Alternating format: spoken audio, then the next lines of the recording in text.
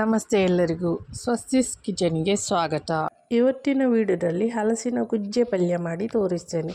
ಮರದಲ್ಲಿ ಗುಜ್ಜೆ ಹಲಸಿನಕಾಯಿ ಆಗಲಿಕ್ಕೆ ಸ್ಟಾರ್ಟ್ ಆಗಿದೆ, ಹಾಗೆ ಅದರ ಒಂದು ರೆಸಿಪಿ ಮಾಡಿ ತೋರಿಸುವಂತ ಇದ್ದೇನೆ. ಇದು ಎಳೆ ಕಾಯಿ. ಇದು ಫಸ್ಟಿಗೆ ಇದನ್ನು ಕಟ್ ಮಾಡುವ. ಕೈಗೆ ಮತ್ತು ಚೂರಿಗೆ ಎಣ್ಣೆ ಸವರಿಕೊಂಡು ಇದನ್ನು ಕಟ್ ಮಾಡುವ. ಇದರಲ್ಲಿ ಮೇಣ ಇರೋದ್ರಿಂದ ಅದು ಕೈಯಲ್ಲೆಲ್ಲ ಅಂಟುತ್ತೆ. ನೋಡಿ, ಹೀಗೆ ಕಟ್ ಮಾಡಿ ನೋಡಿ, ಫುಲ್ಲು ಮೇಣ ಇದೆ, ಇದನ್ನೆಲ್ಲ ತೆಗಿಬೇಕು. ನಾನು ನ್ಯೂಸ್ ಪೇಪರಲ್ಲಿ ತೆಗಿತಾ ಇದ್ದೇನೆ. ತೆಂಗಿನ ನಾರು ಇದ್ದರೆ ಅದರಲ್ಲಿ ಸುಲಭವಾಗಿ ತೆಗಿಬೋದು. ನನಗೆ ಅದು ಸಿಗಲಿಲ್ಲ, ಹಾಗಾಗಿ ನ್ಯೂಸ್ ಪೇಪರಲ್ಲೇ ಮೇಣವನ್ನು ತೆಗಿತಾ ಇದ್ದೇನೆ. ಹೀಗೆ ಇದನ್ನು ಸಣ್ಣ ಸಣ್ಣಗೆ ಕಟ್ ಮಾಡಿಕೊಳ್ಬೇಕು.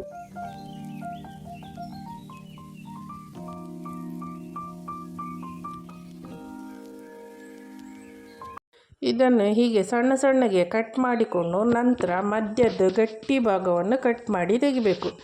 ಹಾಗೆ ಇದರ ಸಿಪ್ಪೆ ಕೂಡ ತೆಗಿಬೇಕು.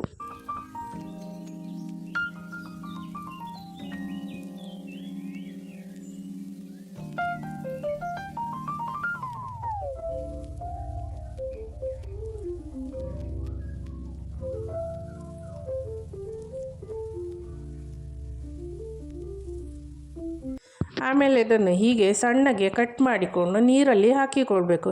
ನಾನು ಈ ನೀರಿಗೆ 1 ಚಮಚದಷ್ಟು ತೆಂಗಿನೆಣ್ಣೆ ಹಾಕಿದ್ದೇನೆ. ಇದನ್ನು ಬೇಯಿಸಿದ ನಂತರ ಇದನ್ನು ಜಜ್ಜಿ ಕುಟ್ಟಿ ಹುಡಿ ಮಾಡಲಿಕ್ಕೆ ಉಂಟು. ಆದ್ದರಿಂದ ತುಂಬ ಸಣ್ಣಗೆ ಹೆಚ್ಚುವುದೇನು ಬೇಡ.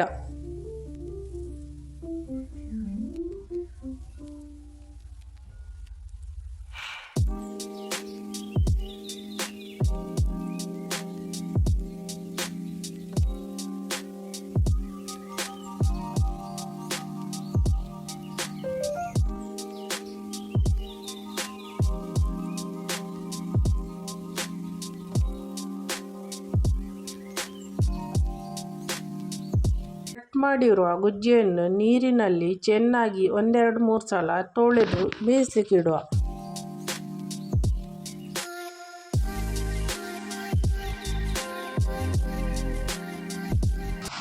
ಬೇಯಿಸಲಿಕ್ಕಿಡುವಾಗ ಇದರ ನೀರನ್ನು ಸೋಸಿ ಒಂದು ಪಾತ್ರೆಗೆ ಹಾಕಿಕೊಳ್ಬೇಕು. ಗುಜ್ಜೆ ಮುಳುಗುವಷ್ಟು ನೀರು ಹಾಕಿ ಅರ್ಧ ಟೀ ಸ್ಪೂನಷ್ಟು ಅರಶಿನ ಹುಡಿ ಮತ್ತು ರುಚಿಗೆ ಉಪ್ಪು ಹಾಕಿ ಬೇಯಿಸಲಿಕ್ಕಿಡುವ. ಇದು ಒಳ್ಳೆ ರೀತಿಯಲ್ಲಿ ಬೇಯಲಿ. ಅಷ್ಟರಲ್ಲಿ ಇದಕ್ಕೊಂದು ಮಸಾಲೆ ರೆಡಿ ಮಾಡುವ.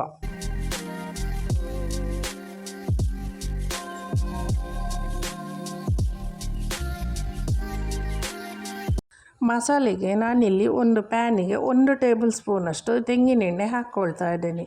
ಹಾಗೆ ಇದಕ್ಕೆ 8 ಬ್ಯಾಡಿಗೆ ಮೆಣಸು, 4 ಗಿಡ್ಡ ಮೆಣಸನ್ನು ಹಾಕ್ತಾ ಇದ್ದೇನೆ. ಇದನ್ನು ಚೆನ್ನಾಗಿ ಫ್ರೈ ಮಾಡ್ಕೋಬೇಕು.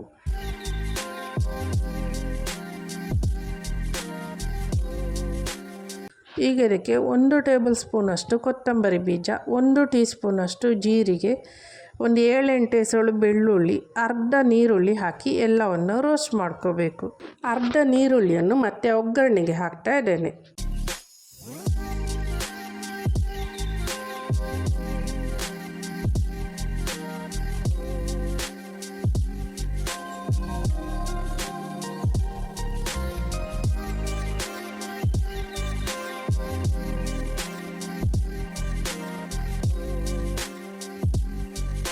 ಇದು ತಣ್ಣಗಾದ ನಂತರ ಇದನ್ನೆಲ್ಲ ಒಂದು ಮಿಕ್ಸಿ ಜಾರಿಗೆ ಹಾಕ್ಕೊಳ್ತಾ ಇದ್ದೇನೆ. ಹಾಗೆ ಸಣ್ಣ ತುಂಡು ಹುಳಿ ಹಾಕ್ತಾ ಇದ್ದೇನೆ. ಹುಳಿ ಸಣ್ಣದು ಸಾಕು. ಇದಕ್ಕೆ ಸ್ವಲ್ಪ ನೀರು ಹಾಕಿ ನುಣ್ಣಗೆ ರುಬ್ಬಿಕೊಳ್ಬೇಕು.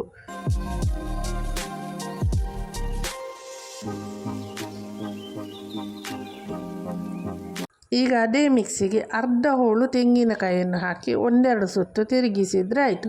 ತುಂಬ ನುಣ್ಣಗೆ ರುಬ್ಬುದು ಬೇಡ, ಸ್ವಲ್ಪ ಪುಡಿ ಪುಡಿ ಆದರೆ ಸಾಕು.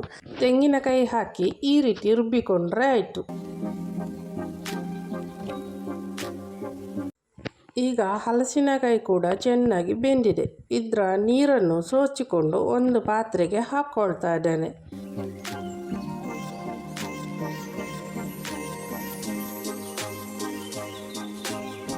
ಇದು ಬಿಸಿ ಇರುವಾಗಲೇ ಒಂದು ಮಸಾಲೆ ಕುದ್ದುವ ಕಲ್ಲಿನಿಂದ ಸ್ವಲ್ಪ ಜಜ್ಜಿಕೊಳ್ಬೇಕು.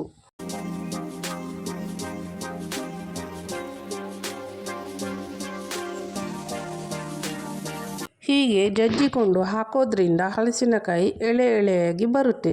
ಈ ರೀತಿ ಮಾಡಿದರೆ ಸುಕ್ಕ ತಿನ್ನಲಿಕ್ಕೂ ತುಂಬ ರುಚಿಯಾಗಿರುತ್ತೆ. ನೋಡಿ, ಈ ರೀತಿಯಾಗಿ ಜಜ್ಜಿ ಇಟ್ಟಿದ್ದೇನೆ. ಈಗ ಒಂದು ಪಾತ್ರೆಗೆ 2 ಟೇಬಲ್ ಸ್ಪೂನಷ್ಟು ತೆಂಗಿನೆಣ್ಣೆ ಹಾಕ್ಕೊಳ್ತಾ ಇದ್ದೇನೆ. ಅದಕ್ಕೆ ಉಳಿದ ಅರ್ಧ ನೀರುಳ್ಳಿಯನ್ನು ಹಾಕ್ತಾ ಇದ್ದೇನೆ. ಅರ್ಧ ಆಗ ಮಸಾಲೆ ರುಬ್ಬುವಾಗ ಹಾಕಿದ್ದೇನೆ. ಇದನ್ನು ಚೆನ್ನಾಗಿ ಫ್ರೈ ಮಾಡ್ಕೋಬೇಕು. ಹಸಿ ವಾಸನೆ ಹೋಗೋವರೆಗೂ ಫ್ರೈ ಮಾಡಿದರೆ ಸಾಕು. ಈಗ ಇದಕ್ಕೆ ಜಜ್ಜಿಟ್ಟ ಹಲಸಿನ ಗುಜ್ಜೆಯನ್ನು ಹಾಕ್ಕೊಳ್ತಾ ಇದ್ದೇನೆ. ಹಾಗೆ ಸಣ್ಣ ತುಂಡು ಬೆಲ್ಲ ಕೂಡ ಹಾಕ್ಕೊಳ್ತಾ ಇದ್ದೇನೆ. ಇದನ್ನೆಲ್ಲ ಒಮ್ಮೆ ಚೆನ್ನಾಗಿ ಮಿಕ್ಸ್ ಮಾಡಿಕೊಳ್ಬೇಕು.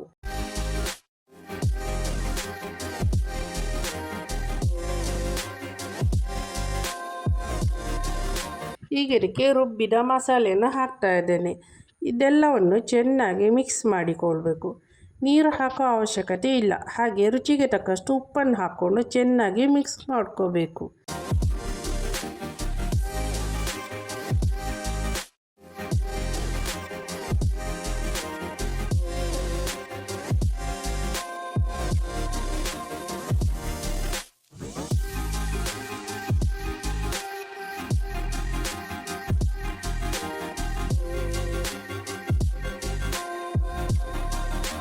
ಈಗ ಇದಕ್ಕೆ ಒಂದು ಮುಚ್ಚಳ ಮುಚ್ಚಿ ಸಣ್ಣ ಉರಿಯಲ್ಲಿ ಒಂದು 5 ನಿಮಿಷ ಬೇಯಿಸ್ಕೊಳ್ಬೇಕು. ಮಸಾಲೆಯ ಹಸಿ ವಾಸನೆ ಎಲ್ಲ ಹೋಗಿ ಚೆನ್ನಾಗಿ ಬೇಯಬೇಕು. ಅಷ್ಟರಲ್ಲಿ ಒಗ್ಗರಣೆ ಒಂದು ರೆಡಿ ಮಾಡುವ. ಒಂದು ಪ್ಯಾನಿಗೆ 2 ಟೇಬಲ್ ಸ್ಪೂನಷ್ಟು ತೆಂಗಿನೆಣ್ಣೆ ಹಾಕ್ತಾ ಇದ್ದೇನೆ. ಹಾಗೆ 1 ಟೀ ಸ್ಪೂನಷ್ಟು ಸಾಸಿವೆ, 1 ಟೇಬಲ್ ಸ್ಪೂನಷ್ಟು ಉದ್ದಿನಬೇಳೆ. ಈ ಪಲ್ಯಕ್ಕೆ ತೆಂಗಿನೆಣ್ಣೆ ಮತ್ತು ಉದ್ದಿನಬೇಳೆ ಹಾಕಿ ಒಗ್ಗರಣೆ ಕೊಟ್ಟರೆ ತುಂಬ ಪರಿಮಳ ಕೂಡ ಹಾಗೆ ರುಚಿ ಕೂಡ. 4-5 ಎಸಳು ಬೆಳ್ಳುಳ್ಳಿಯನ್ನು ಜಜ್ಜಿ ಹಾಕ್ತಾ ಇದ್ದೇನೆ. ಹಾಗೆ 2 ಉದ್ದ ಮೆಣಸನ್ನು ಕಟ್ ಮಾಡಿ ಹಾಕ್ತಾ ಇದ್ದೇನೆ. ಹಾಗೆ 2 ಕರಿಬೇವಿನ ಎಲೆಯನ್ನು ಕೂಡ ಹಾಕ್ತಾ ಇದ್ದೇನೆ. ಹಾಗೆ 1/4 ಟೀ ಸ್ಪೂನಷ್ಟು ಇಂಗು ಕೂಡ ಹಾಕ್ತಾ ಇದ್ದೇನೆ. ಇದೆಲ್ಲ ಹಾಕಿ ಚೆನ್ನಾಗಿ ಹುರಿದುಕೊಳ್ಬೇಕು.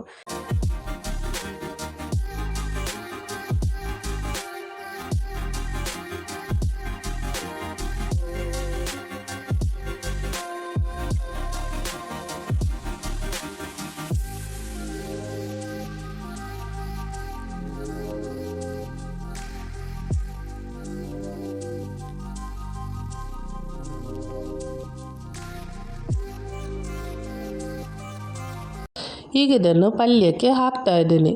ಇದನ್ನೊಮ್ಮೆ ಚೆನ್ನಾಗಿ ಮಿಕ್ಸ್ ಮಾಡಿಕೊಳ್ಬೇಕು. ಈಗ ಗುಜ್ಜೆ ಪಲ್ಯ ರೆಡಿಯಾಗಿದೆ.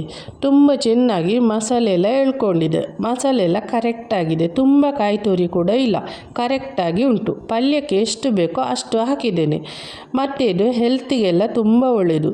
ನಿಮಗೆ ಸಿಕ್ಕಿದರೆ ಇದರ ಪಲ್ಯವನ್ನು ಮಾಡಿ ನೋಡಿ. ಹಾಗೆ ಹೇಗೆ ಬಂದಿದೆ ಅಂತೇಳಿ ತಿಳಿಸಿ.